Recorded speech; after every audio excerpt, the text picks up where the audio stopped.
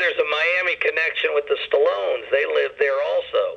Yes, and Sylvester went to the University of Miami. That's right, and his house was next to Vizcaya, and my sister was the general manager of Vizcaya for 15 years, and Jackie lived in Miami. David, you have such an interesting life.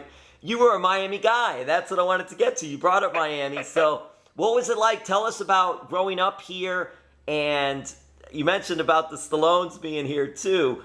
But mention about your relationship with, everyone knows, or a lot of people know that know boxing, and even if they don't know boxing, Angelo Dundee, the great boxing trainer, manager, Muhammad Ali, and Sugar Ray Leonard, and many others.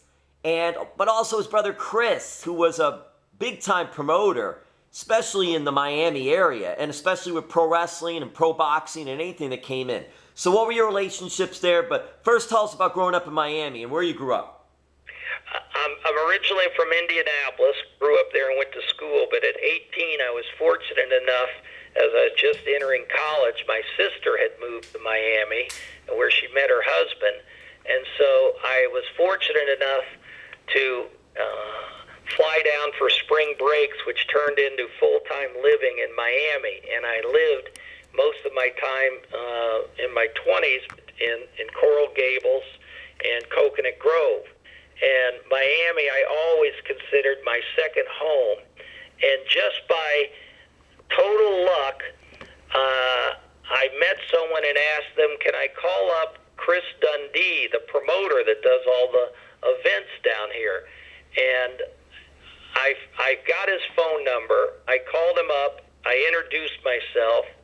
And literally, he invited me over to his house. I came over for noon to just have a bite to eat and introduce myself. I stayed through dinner, and he and I became dear friends, and I so enjoyed visiting with him. And when I needed a place to train women wrestlers after Glow, he introduced me to Mayor Dowd, and literally it's just as if I had a key to the convention center. We would go over in the morning, unlock the convention center, and we had a wrestling ring set up where we did training in the Miami Beach Convention Center. And that was all due to Chris Dundee's relationships with and within the city. So it was with great historian love that I got to sit in his kitchen, have lunch, dinner, and there was a filing cabinet, Jim, in his house.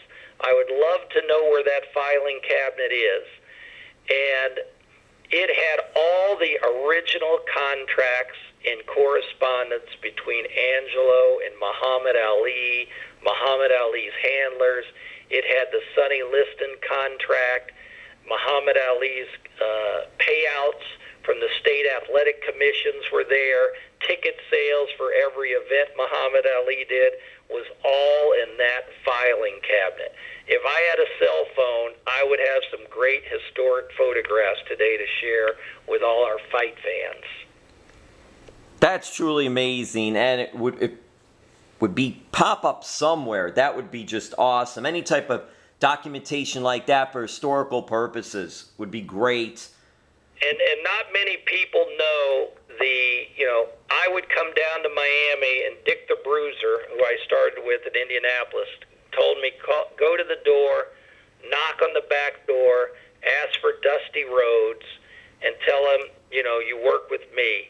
Well, I did, and I was able to get into the Miami Night Center, the Miami Beach Convention Center, the Sunrise Theater, if anyone remembers that, up in Fort Lauderdale.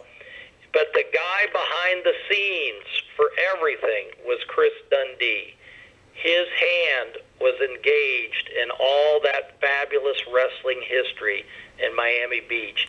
And prior to our call, you're right, and I don't mind saying it out loud, someone should do a documentary on the Dundees and the legend and the history to which they are engaged from Miami Beach, the Fifth Street Gym, because their legacy lives on today in professional boxing.